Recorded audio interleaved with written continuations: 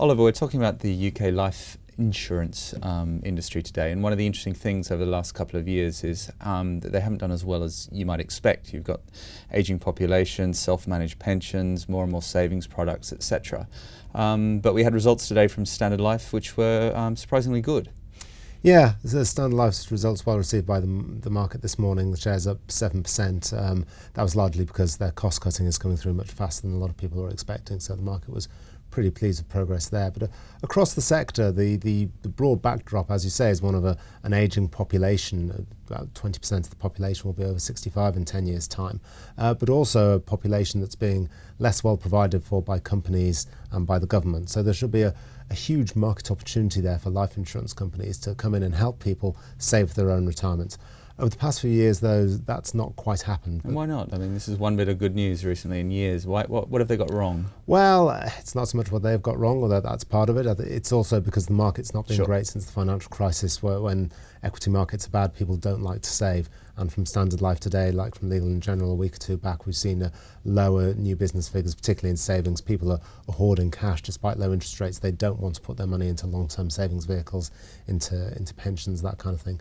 So people have been holding back. The great hope for a lot of the life insurance companies is that regulatory change will come to their rescue later this year and next year. The two big changes they're seeing are the Retail Distribution Review. This is a technical name for the fact that independent financial advisors will no longer be able to accept commission from product providers. The clients of the advisors will have to pay fees for their advice. That's one big change.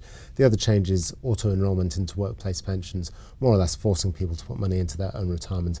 And certainly the big life insurance companies are hoping that that will spur a big inflow of new business into savings products. And fees is a very important issue, isn't it? Because you've had sort of bad press over fees in a lot of these savings products. So it's not just the market. People are beginning to realise, why am I paying 2 to 5% for something that's not even going up or helping me in retirement?